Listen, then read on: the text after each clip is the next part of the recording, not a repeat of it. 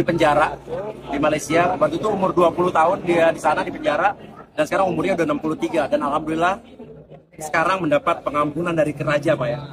Dah lalang kat sini kan sampai aku mati, baik aku banyakkan ibadah.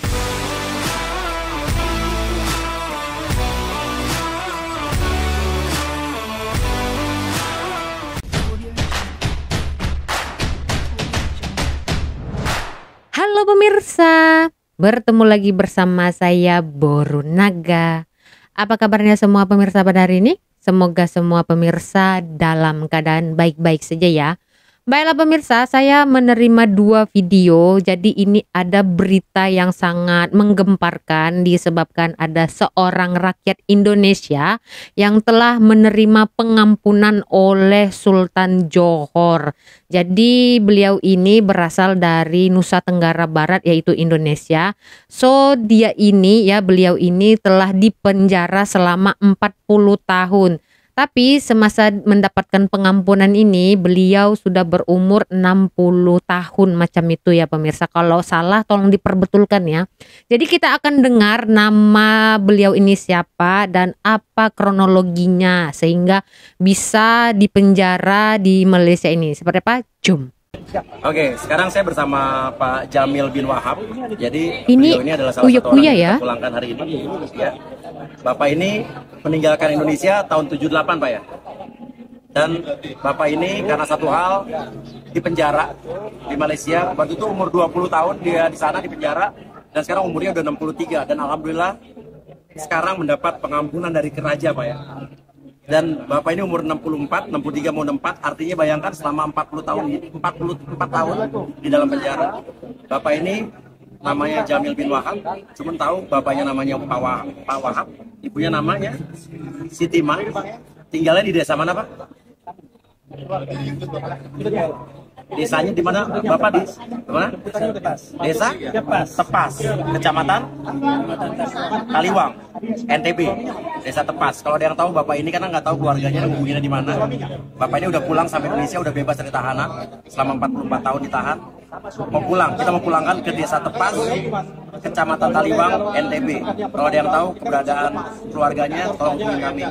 Bapak ingat sama kakak adik, masih ingat? Siapa kakaknya, Pak? Yang dijemput ini siapa? Dari Tanjung Balai Karimun. Adiknya? Di kampung di Tepas itu. Namanya? Hah? Khawatir. Kalau ada yang tahu, tolong hubungi kita ya. Kita mau nganterin Bapak ini ke Lombok, ke NTB maksudnya. Maaf, perbetulan ternyata Bapak ini sudah berumur 64 tahun. Jadi sewaktu di penjara itu Bapak ini berumur 20 tahun. Tapi saya nak tahulah ya apa case atau jenayah yang telah dilakukan Bapak ini sehingga beliau ini dipenjara sampai lama sekali seperti itu. Seperti apa? Jom. Seorang banduan yang hidup 40 tahun dalam penjara dan akhirnya dibebaskan selepas dapat pengampunan Sultan Johor iaitu Sultan Ibrahim. Wow. Dan mungkin ini adalah satu orang kata momen paling bahagia, paling indah. Apatah lagi dibebaskan hanya beberapa hari sebelum umat Islam menyambut Aidilfitri. Sebenarnya aku nak share dengan korang ni adalah cerita siapa sebenarnya banduan ini yang dikenali dengan nama Pak Jamil. Jamil Wahab 63 tahun mencatat sejarah apabila menjadi banduan paling lama yang akhirnya telah pun dibebaskan. Pak Jamil ni sebenarnya pada usia di awal 20-an dia terlibat dengan aktiviti menggunakan senjata api, mungkin melakukan rompakan dan sebagainya yang mengakibatkan ia dikategorikan sebagai aktiviti jenayah yang berbahaya dan memberikan kesan kepada masyarakat sekeliling pada tahun tu, dan dia telah pun dijatuhkan hukuman Seksyen 5 Akta Senjata Api penalti lebih berat yang membawa hukuman penjara seumur hayat. Bukan penjara seumur hidup tau, tapi penjara seumur hayat di mana selagi dia tak dapat pengampunan dia akan berada kat dalam penjara itu sampai dia mati tau. Dan selepas tu berada 3 tahun, lebih kurang 83 hingga ke 86, 83, 84, 85, 86, lebih kurang 3 ke 4 tahun di penjara Johor Bahru. Akhirnya Pak Jamil dipindahkan ke penjara Taiping, dan setelah 40 tahun hidup di balik penjara, di balik tirai besi, akhirnya Pak Jamil dibebaskan pada 22 Mac lalu.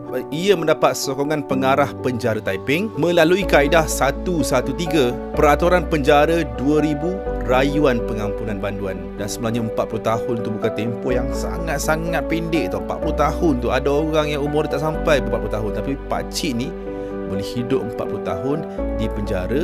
Tak dapat digambarkan dengan kata-kata kan. Kita tahu kena hidup dalam penjara bukannya benda yang orang kata sama macam kita kat luar ni kan.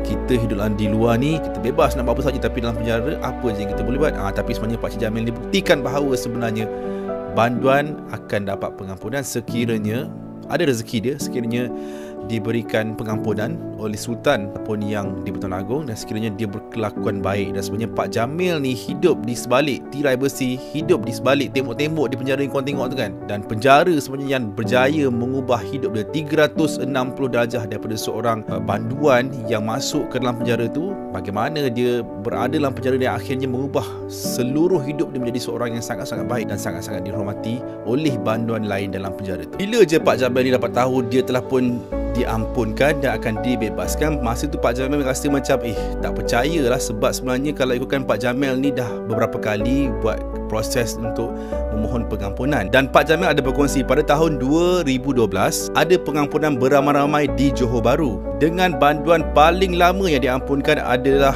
banduan yang dijatuhkan hukuman selama 37 tahun. Sedangkan waktu tu Pak Jamil hanyalah berada dalam penjara 29 tahun. Jadi dia rasa macam tempoh 29 tahun dengan 37 tahun tu memang sangat-sangat berbeza. Jadi rasa macam memang takkan dapat lah sebenarnya kan. Jadi lepas daripada pengampunan yang beramai-ramai tu, Pak Jamil rasa macam dia takkan ada peluang lepas tu. Dan dia rasa macam mungkin dia akan berada di dalam penjara tu sampai dia meninggal dunia. Jadi bila Pak Jamil ni fikir, dah lalang kat sini kan sampai aku mati, baik aku banyakkan ibadah, dekatkan diri dengan Allah, dekatkan diri dengan agama dan kembali kepada fitrah. Sebab dia rasa mungkin bila dia dalam penjara, tak ada lain tempat lain selain daripada dalam penjara dan juga di alam barzah nanti. Jadi dia bersedia ke arah itu. Jadi ketika tu Pak Jamil memang tumpu 100% kepada beribadah. Dan sebenarnya dalam tempoh Pak Jamil ni dalam penjara, dia rasa macam dia dah tak hirau dah dunia luar. Dia rasa macam itulah dunia dia. Dan pada 22 Mac lepas diampunkan tu, ada pegawai penjara ada maklumkan kepada Pak Jamil, di mana bagitulah Pak Jamil, akhirnya Pak Jamil dibebaskan. Masa tu dia rasa macam tak percayalah. Dia rasa macam betul ke ni kan dengar. Tapi kan Pak Jamil rasa berada dalam penjara tu sebenarnya adalah satu kebahagiaan kepada dia, satu kesyukuran kepada dia.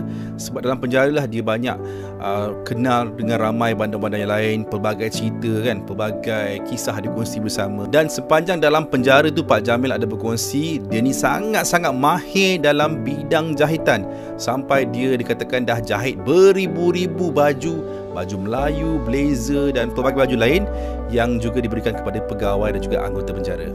Dan sebelum dipindahkan ke penjara Taiping daripada penjara Johor Bahru, Pak Jamil juga turut berkongsi dia juga merupakan seorang yang mahir untuk melakukan anyaman dan juga rotan. Jadi dalam tempoh tu dia juga ada terlibat dalam bengkel rotan untuk menghasilkan perabot yang dibuat daripada kayu dan juga bahan-bahan semula jadi yang lain. 40 tahun tau, 40 tahun. Setiap tahun Pak Jamil akan solat Hari Raya Aidilfitri di dalam penjara, dan dialah sebenarnya imam yang memimpin setiap kali solat sunat Aidilfitri dijalankan. Okey, nak dekat-dekat raya ni kan, mungkin berita ni menggembirakan ahli keluarga Pak Jamil lah. Pak Jamil ni adalah satu bukti menunjukkan bahawa sebenarnya kalau banduan yang dijatuhkan hukuman dalam penjara tu tak semestinya akan stuck kat dalam tu, tak semestinya akan mati kat situ forever and ever kat dalam penjara kan. Tapi sebenarnya kalau dia berperilaku baik, dan sebenarnya penjara ni adalah tempat untuk ditrain menjadi lebih baik, insyaAllah dia juga ada harapan untuk keluar sama macam Pak Jamil suatu hari nanti.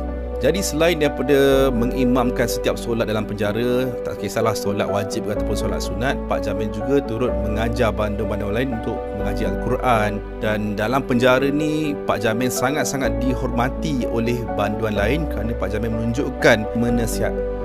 Pak Jamil juga ada menasihati orang-orang muda untuk jauhkan diri daripada buat perkara yang jahat, mendekatkan diri dengan agama dan sentiasa berfikir beberapa kali sebelum melakukan sesuatu tindakan yang akhirnya akan membawa masa depan yang sia-sia. 40 tahun itu bukan waktu yang singkat ya pemirsa. Sedangkan kita yang merantau ke luar negeri, pulang saja habis kontrak itu minimal 2 tahun saja pun pasti banyak sekali perubahan di kampung halaman kita ya. Pasti banyak sekali kejadian-kejadian yang kita alami sewaktu kita di perantauan, apalagi beliau ini di penjara.